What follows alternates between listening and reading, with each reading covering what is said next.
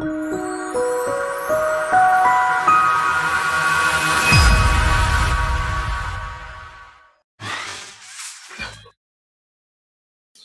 hello there, everybody. Ladies and gentlemen, today I'm going to be talking about my 15 amazing day independence challenge where I am setting out to reprogram some old routines, paradigms, beliefs, and habits. And I also invite you to join me in a similar experiment with your own life just to see how powerful you really are.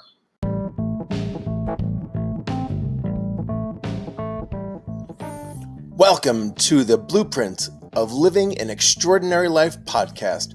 My name is Theo Tilton. I'm a licensed New Thought practitioner, public speaker, certified life mastery consultant, and development life coach. Each week, I'm on a mission to provide concrete practices in the art of being and doing and getting that physical, reliable result with a system of support, leaving you moved, inspired, and empowered on your way to living an extraordinary life. Thank you for spending time with me today. Now let's head over to the Blueprint of Living an Extraordinary Life. We'll be right back after this short break to hear from our sponsors. Democracy works. Voting isn't just going to the polls on election day anymore. Options like early voting, mail-in voting, and ballot drop box are available to most voters and are growing in popularity. So how do you vote? A tool created by Democracy Works breaks down the options your state offers for casting a ballot, empowering you to decide when and where to vote. Democracy works best when all of us vote. But misinformation and confusion about election procedures have resulted in low voter turnout. So how do you vote? We'll use a tool created by Democracy Works and take the guesswork out of the voting process. Decide when and where you'll vote this year and go to howto.vote. That's howto.vote. And now, back to our episode. First, I need to give you some backstory of why I created the 15-day challenge in the first place. Just a few short weeks ago, I had this amazing experience, like this outer worldly hallucinogenic experience when I was sick.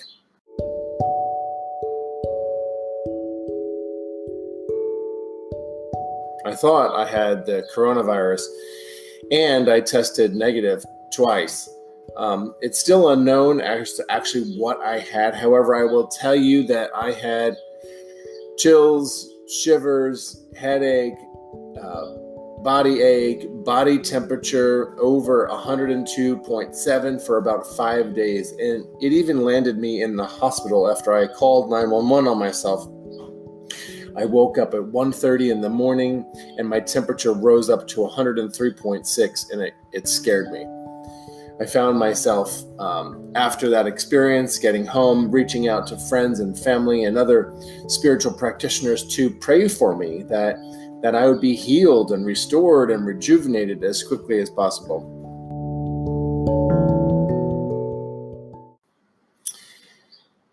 But something called me into meditation.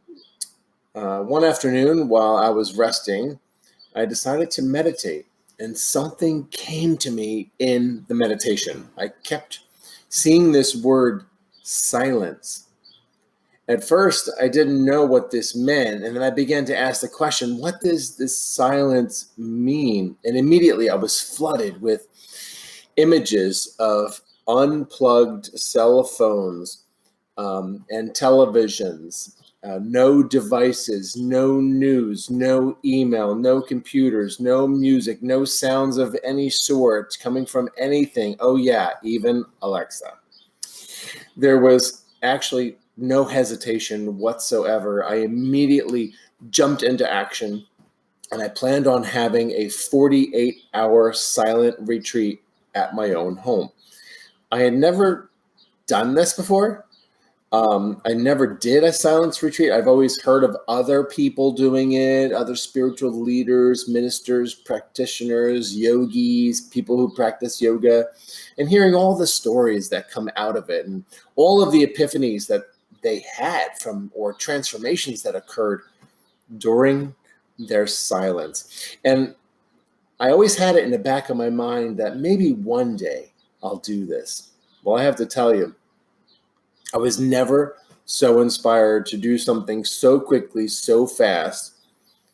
It made my head spin as well as everybody else's around me. People were asking me, like, what are you doing and why are you doing it? You're sick. Why would you be doing that while you're sick? So, I had to share with people, hey, listen, I'm going to be out of communication for 48 hours. And I do have a ground rule, some ground rules. And those ground rules are that there will be no devices. There'll be no texting, no social media, no email, no use of my voice whatsoever. And if for some reason I encountered someone coming to my door, or if I found myself in the need to communicate, I would be able to use note cards and write something down and have someone read it and then respond back to me. Or if I was to answer somebody, I would use a note card. And the other ground rule was, if I had an emergency of any sort, something popped up, I needed to go to the hospital, or my illness got worse or was exacerbated, I would definitely break silence and be in communication with the right people. And so people started to get to really be excited for me. And so now that I actually have done that, I've done it, and I'm anxious now. I'm anxious to actually do another one. I encourage anyone who is listening to this podcast right now to really take an in-depth look of how you might be able to incorporate silent retreat into your life. The results that came out of my 48-hour retreat are kind of profound. The desire that I really wanted to accomplish, first of all, was to feel better, to have my temperature go away, to feel more connected, to practice spiritual tools like meditation, prayer, visioning, journaling. And the struggle that I was dealing with in the world in general, all around me, everything's freaking falling apart, right? The coronavirus, the state shutdowns, the economy collapsing, unemployment's on the rise, people not being able to pay their mortgages, not being able to stay in communication physically, mentally, emotionally, spiritually with others, and Zoom calls. Oh my gosh, are we saturated with Zoom calls? And of course, there was these internal struggles as well. I began to feel the feelings of hopelessness and failure, like something was wrong, and something was wrong with me. Was I good enough to get through all of this? Oh my gosh, I don't know if I'm strong enough. And I was sick.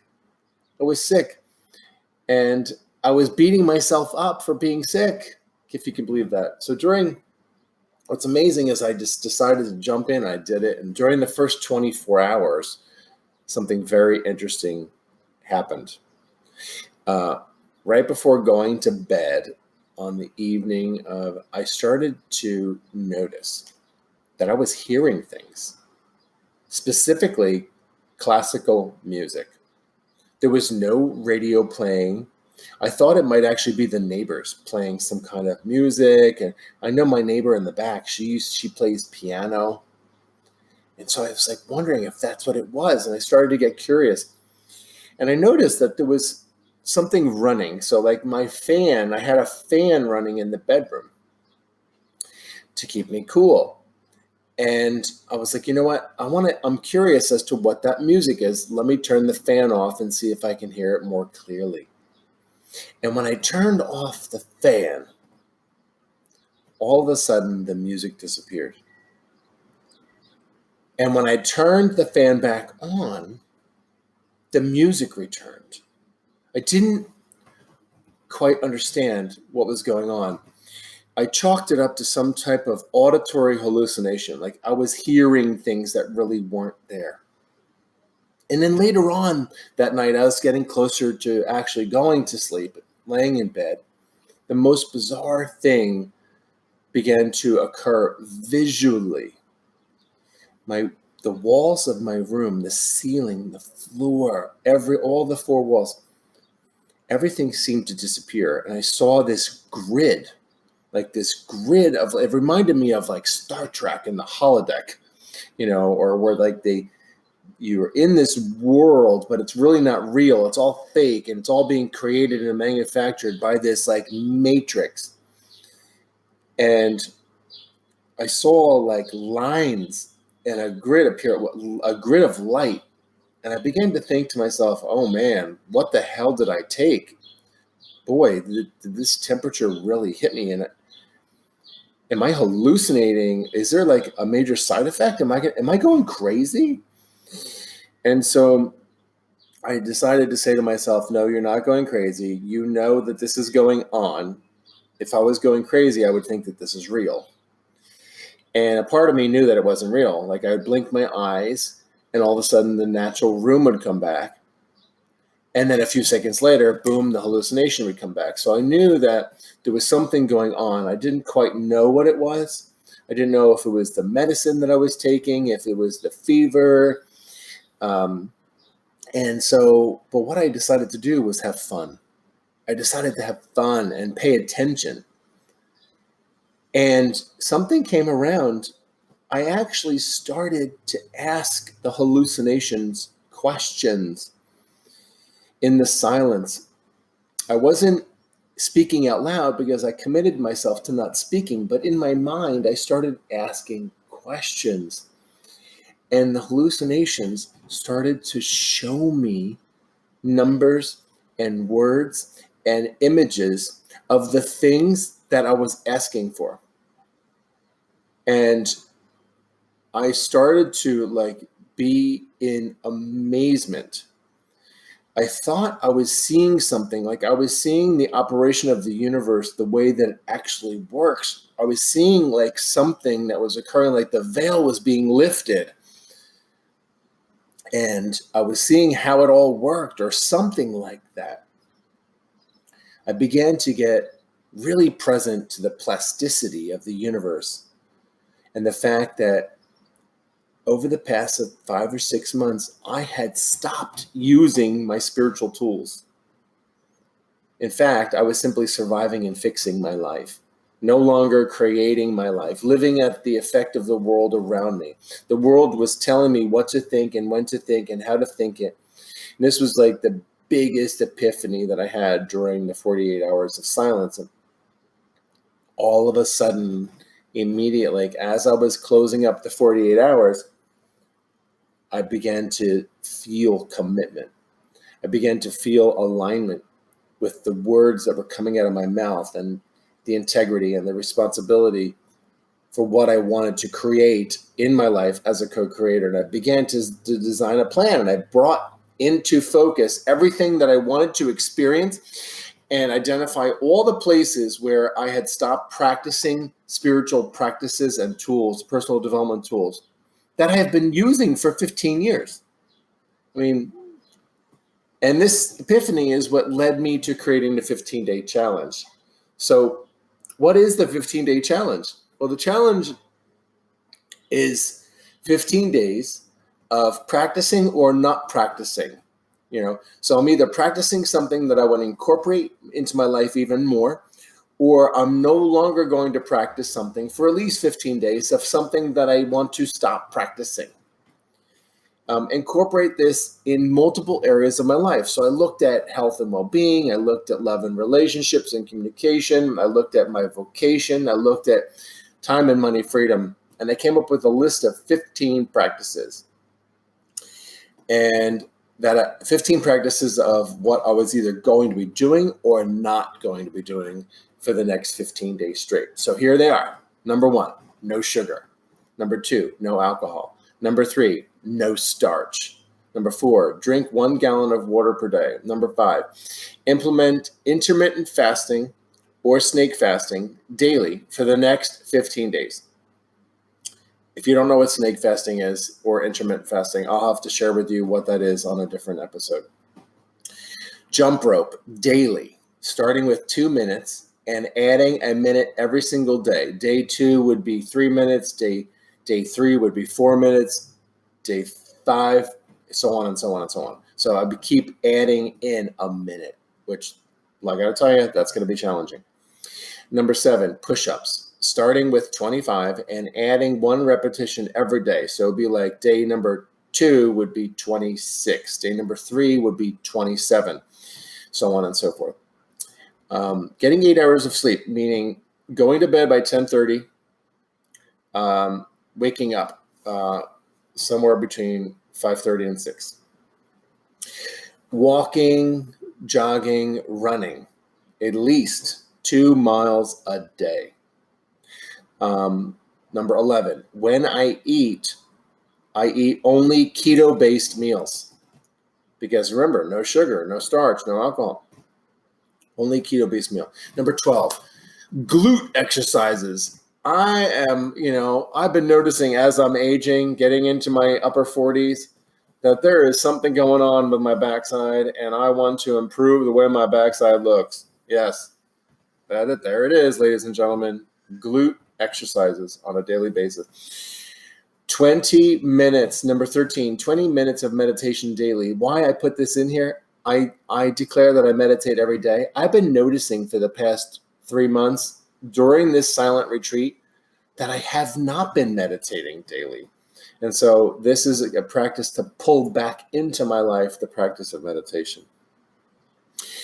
Number 14, make my bed daily. Make sure that there is no laundry in the hamper, and make sure that there are no dishes in the sink every single day. Number 15, and this is where you guys come into play, I'm going to be creating a podcast every single day for 15 days and give updates to all of you, my listeners, on my progress. Now, there are some ground rules, and the ground rules that I have is to not make myself wrong. If for some reason I'm not able to complete the daily task, or simply just be okay with how it showed up that day and continuing fresh immediately as soon as I notice it, or immediately upon the next day. If for some reason I accidentally skip a day of push-ups, I would continue doing the push-ups on the following day exactly where I left off.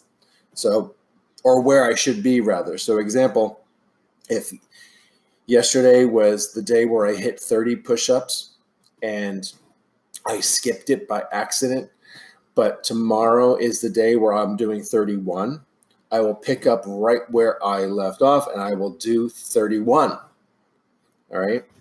Another ground rule is that I can add items to the list, but I cannot remove anything from the list. So for instance, I did add planks. So I added planks, which is number 16, for 30 seconds, and then adding 30 seconds every single day until the end of the 15 days. The other thing I added was practicing handstands. I have been fascinated by people who can do handstands, and I'm like, if they can do it, so can I. And so I'm going to be practicing handstands every single day. And the goal that I have after the 15 days is that I can hold a handstand without any support for 20 to 30 seconds. So on a daily basis, what I'm going to be doing is recording a podcast of what I learned from the previous day. Did I miss anything? Did I screw anything up? And then restore integrity with myself and with all of you guys. And it's going to be interesting. It's going to be exciting. I'm excited about this journey. I hope that you are inspired in some way and possibly shake you up and entice you and enroll you in a possibility of you doing a journey similar to this for yourself.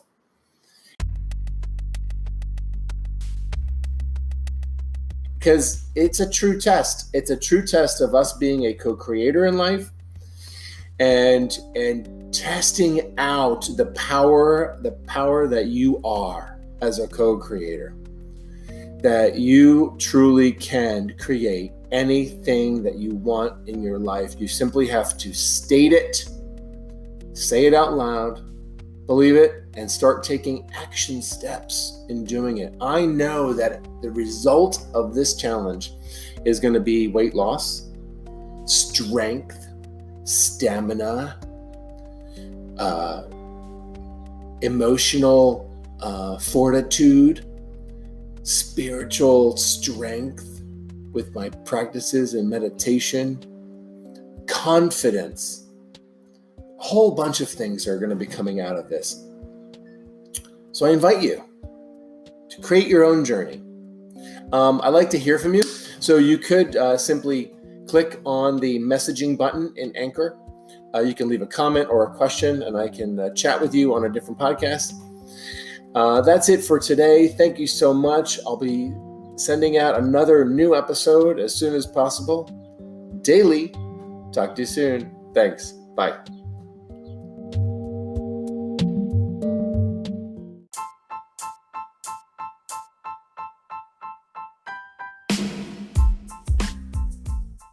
Thank you for joining me and listening to today's episode.